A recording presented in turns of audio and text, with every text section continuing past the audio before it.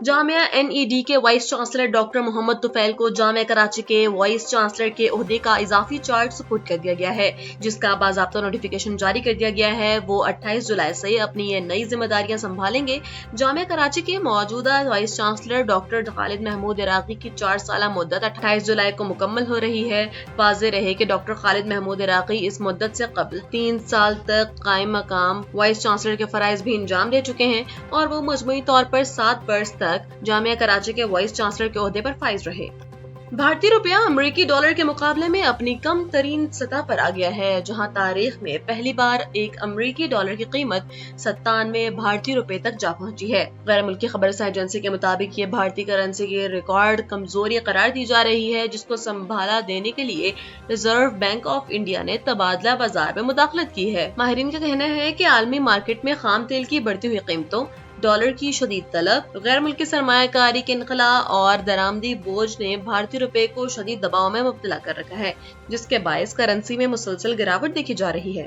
Pakistan cricket board کے سابق chief executive Wasim Khan نے ایک اور بڑا اعزاز اپنے نام کرتے ہوئے باسکٹ بال کی عالمی تنظیم FIBA کے ایگزیکٹو ڈائریکٹر کا عہدہ سنبھال لیا ہے۔ وسیم خان نے FIBA کا دفتر جوائن کر لیا ہے، تاہم وہ باضابطہ طور پر جنوری 2027 میں اپنی ذمہ داریاں شروع کر دیں گے، جس کے تحت خطے کی 44 باسکٹ بال فیڈریشنز ان کی نگرانی میں کام کریں گی۔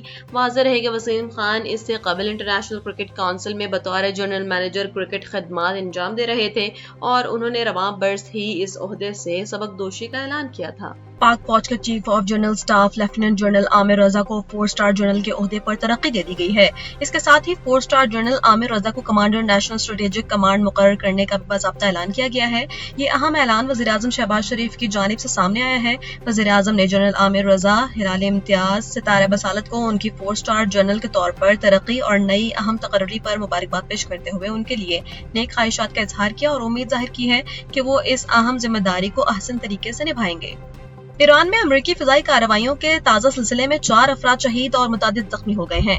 ایرانی میڈیا کے مطابق صوبہ خوزستان کے شہر اہواز کے قریب امریکی میزائل حملے سے 4 افراد جاں بحق اور 5 زخمی ہوئے، جبکہ بندر عباس اور خرم آباد میں ڈرون حملوں کے نتیجے میں بھی لوگ زخمی ہوئے۔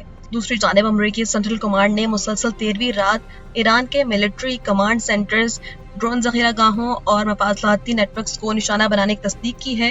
ان حملوں کے رد عمل میں ایرانی فوج نے بھی بحرین اور اردن میں موجود امریکی فوجی اڈوں پر ڈرون حملوں کی نئی لہر شروع کرنے کا دعویٰ کیا ہے۔ امریکہ کی جانب سے مسلسل کارروائیوں کے جواب میں ایران نے اپنی جوابی کارروائیاں تیز کر دی ہیں اور اردن، بحرین اور کویت میں میزائل اور ڈرون حملے کیے ہیں، جس سے کویت کی العبدلی سرحدی گزرگاہ بھی متاثر ہوئی ہے۔ دوسری جانب ایرانی صدر کے دفتر کے سربراہ پروٹوکول عباس موصوی نے امریکی وزیر خارجہ مارکو روبیو کے بیان پر شدید رد عمل دیتے ہوئے خبردار کیا ہے کہ آئندہ جواب پہلے سے کہیں زیادہ سخت ہوگا۔ یہ بیانات ایسے وقت میں سامنے آئے ہیں جب صدر ڈونلڈ ٹرمپ اور مارکو روبیو نے ایران پر مزید بڑی فوجی کارروائیوں کے اشارے دیے تھے۔ ایرانی پاسداران انقلاب نے آبنائے ہرمز میں ایک آئل ٹینکر میں آگ لگنے کا دعویٰ کرتے ہوئے کہا ہے کہ ہر حملے کا جواب بھرپور انداز میں دیا جائے گا۔ کراچی کے علاقے ملیر 15 میں رینجرز اور اسپیشل انویسٹیگیشن یونٹ نے بھتہ خوروں کے خلاف ایک مشترکہ کارروائی کی ہے۔ ترجمان رینجرز کے مطابق خفیہ اطلاع پر جب سیکیورٹی فورسز نے چھاپہ مارا تو ملزمان نے فائرنگ کر دی، جس کے نتیجے میں جوابی فائرنگ کے تبادلے میں 3 بھتہ خور ہلاک جبکہ ایک کو زخمی حالت میں گرفتار کر لیا گیا۔ فورسز نے موقع سے اسلحہ، موبائل فون اور موٹر سائیکل بھی برآمد کر لیے ہیں۔ فی الحال ہلاک اور زخمی ہونے والے ملزمان کی شناخت کا عمل جاری ہے، جبکہ سیکیورٹی فورسز نے علاقے میں صورتحال پر قابو پا لیا ہے۔ برطانیہ بھر میں مساجد پر گزشتہ 1 سال کے دوران 70 حملے اور نفرت انگیز واقعات ریکارڈ کیے گئے۔ مسلمانوں کے خلاف نفرت انگیز واقعات کا ریکارڈ رکھنے والی تنظیم برٹش مسلم ٹرسٹ کے مطابق ان واقعات میں پیس ہیون مسجد میں آتش زنی، برسٹل میں مسجد کے باہر سور کا گوشت رکھنے اور توڑ پھوڑ کے واقعات شامل ہیں۔ ٹرسٹ کی چیف ایگزیکٹو عقیلہ احمد نے انکشاف کیا ہے کہ مساجد کو حکومت کے 40 ملین پاؤنڈ کے سیکیورٹی فنڈز کے حصول کے لیے شدید تاخیر اور مہینوں انتظار کا سامنا ہے۔ دوسری جانب ہوم آفس کے ترجمان نے ان خدشات کو تسلیم کرتے ہوئے کہا ہے کہ مسلمانوں پر نفرت انگیز حملے تشویشناک ہیں اور تمام درخواستوں پر جلد کارروائی یقینی بنائی جا رہی ہے۔ Consulate general of Pakistan Manchester نے پاکستانی کمیونٹی کی سہولت کے لیے اپنے سرکاری اوقات کار میں اضافہ کر دیا ہے۔ High commissioner of Pakistan Tipu Usman کی ہدایت پر اب قونصل خانہ صبح 8 بجے ہی اپنے کام کا آغاز کر دے گا، جس سے روزانہ اپائنٹمنٹس کی تعداد میں بھی اضافہ ہوگا۔